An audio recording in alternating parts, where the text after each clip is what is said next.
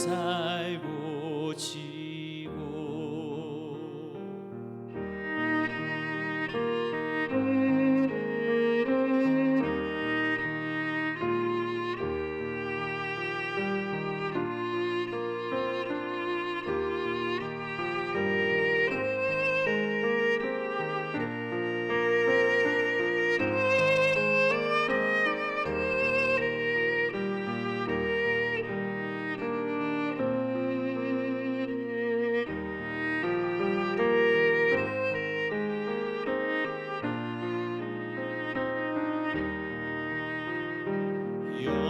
영원한 주님 내 승리의 주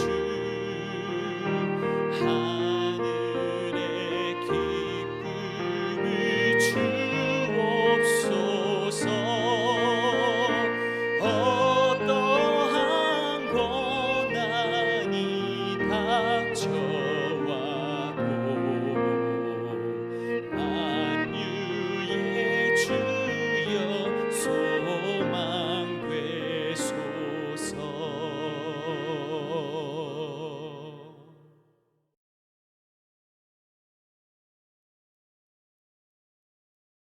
샬롬.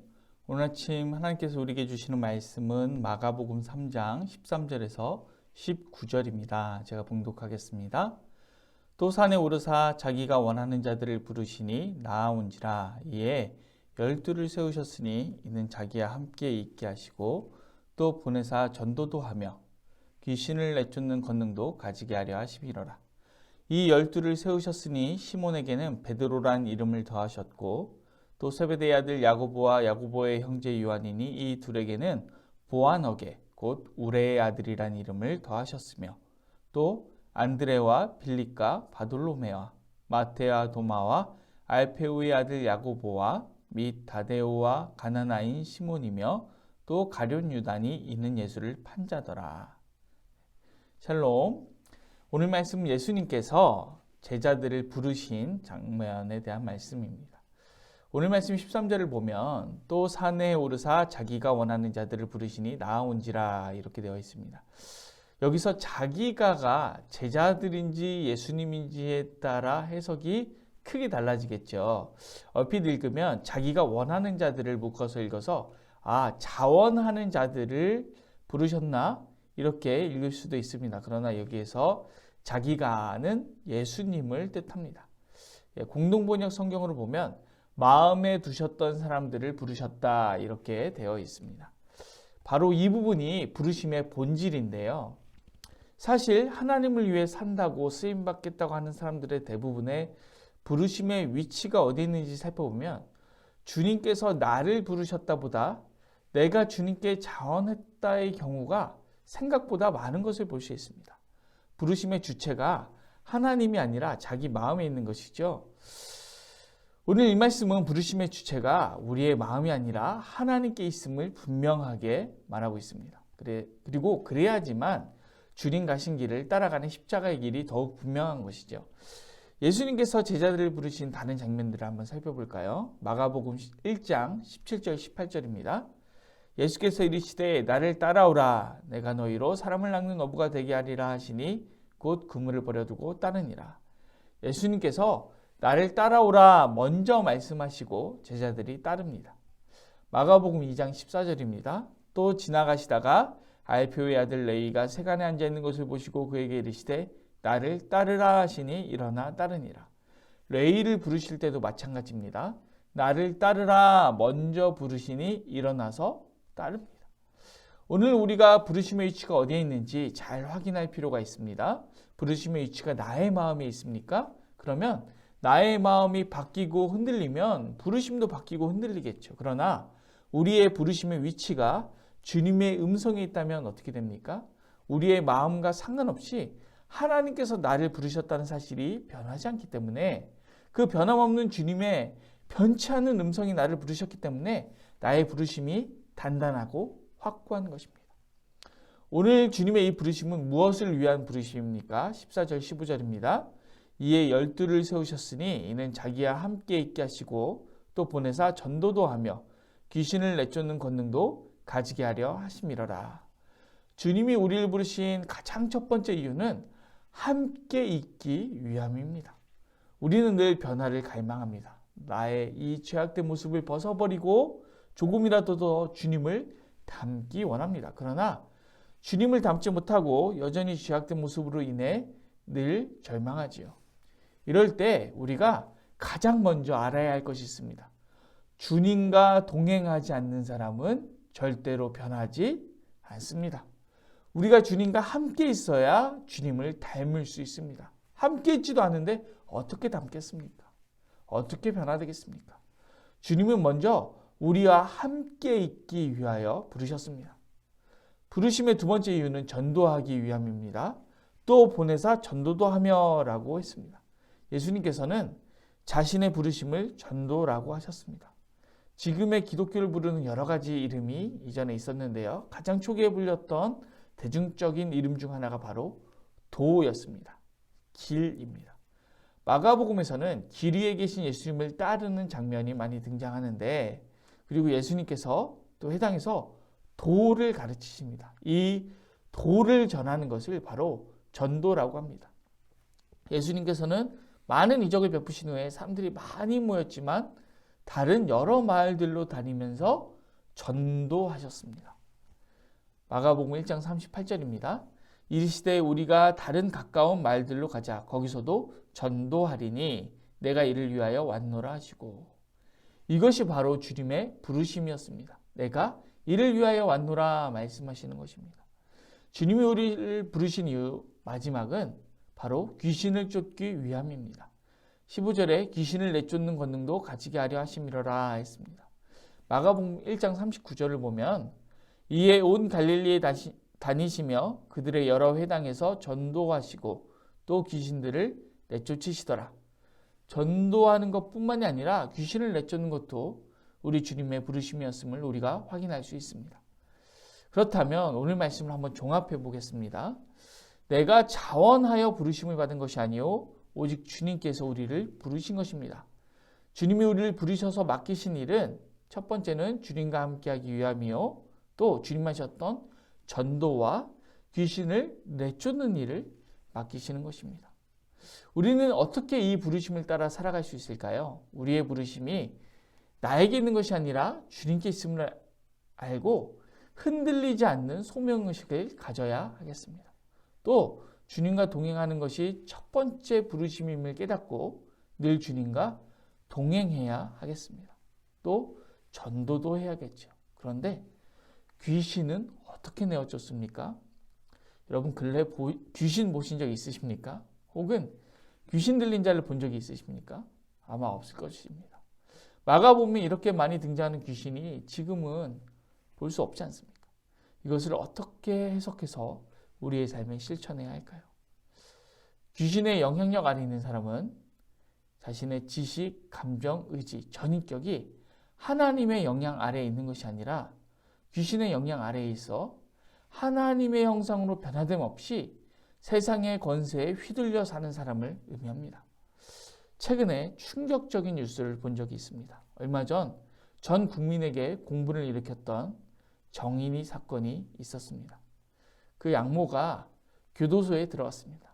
그런데 사람들이 말하길 그 사람이 너무 밝아서 흉악범이 아니라 사기죄로 들어온 사람인 줄 알았다고 합니다. 밥도 너무 잘 먹고 너무 씩씩하게 지냈는데 그곳에서 전도를 했다고 합니다. 저는 이 뉴스를 보고 너무 충격을 받았습니다. 마가복음 3장 11절 12절을 제가 읽어보겠습니다. 더러운 귀신들도 어느 때든지 예수를 보면 그 앞에 엎드려 부르짖어 이르되 당신은 하나님의 아들이니이다 하니 예수께서 자기를 나타내지 말라고 많이 경고하시니라. 지식이, 감정이, 의지가, 인격이 전혀 변화되지 않았고 하나님이 부르시지도 않았고 하나님이 변화시켜 주시지도 않았는데 예수가 하나님의 아들이라고 외치는 귀신 들린 자 같은 삶 아닙니까? 저는 그 사람이 제발 입을 다물었으면 좋겠습니다. 16절 읽어보겠습니다. 이 12를 세우셨으니 시몬에게는 베드로란 이름을 더하셨고 또 세베대 아들 야고보와 야고보의 형제 요한이니 이 둘에게는 보아너게 곧 우레의 아들이라는 이름을 더하셨으며 제자들에게 이렇게 새로운 이름을 더하신 것은 그들이 다른 존재가 되었다, 변화되었다는 것을 의미합니다. 창세기에서도 하나님은 아브라함에게 아브라함이라는 새로운 이름을 더하셨고 야곱에게는 이스라엘이라는 이름을 더하셨습니다. 방랑하는 아람 사람이었던 아브라함은 민족의 아버지가 되었고 또 속이는 자였던 야곱이 이스라엘이라는 이름을 얻게 된 것입니다. 오늘 우리 안에 이러한 변화가 먼저 일어났으면 좋겠습니다. 주님의 부르심 따라 주님과 동행함으로 주님을 닮아가고 주님께서 받으신 사명과 같은 사명을 받아서 전도도 하고 귀신을 내어쫓는 그런 삶을 살았으면 좋겠습니다. 오늘 이 말씀 우리의 심령에 새기고 또한 우리의 삶에 새기길 원합니다. 예수님이 전도하시는 곳에 귀신이 떠나갔듯이 우리가 주님과 동행하여 이 삶이 완전히 변화된 모습으로 예수님께서 하신 일을 우리도 할 때 귀신의 권세는 떠나가고 복음이 흥왕할 줄로 믿습니다. 오늘 나의 삶의 자리에서 주님과 동행하고 계십니까?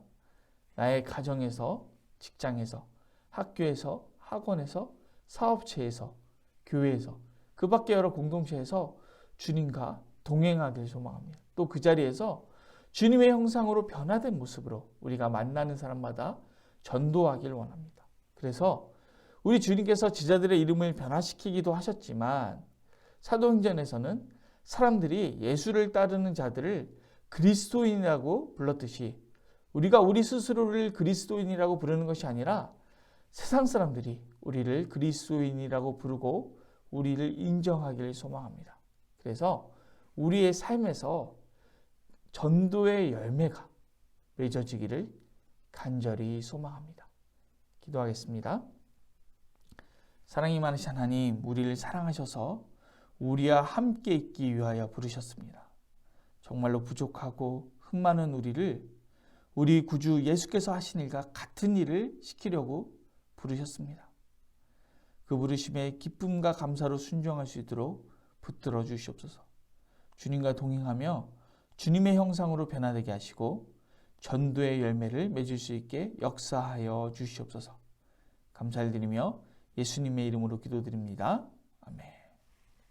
오늘 누고 기도는 전군 군인교회와 군부대 장병들을 위하여 기도하겠습니다. 이어서 기도하실 때 수술로 요양 중이신 담임 목사님 목과 어깨 회복을 위하여서 또 치료 중인 교회 식구들을 위하여서 그리고 어려움 가운데 있는 이웃들을 위하여서 그리고 코로나 사태가 조속히 해결될 수 있도록 그리고 오늘 묵상한 말씀을 붙들고 각자의 기도 제목을 가지고 기도하겠습니다.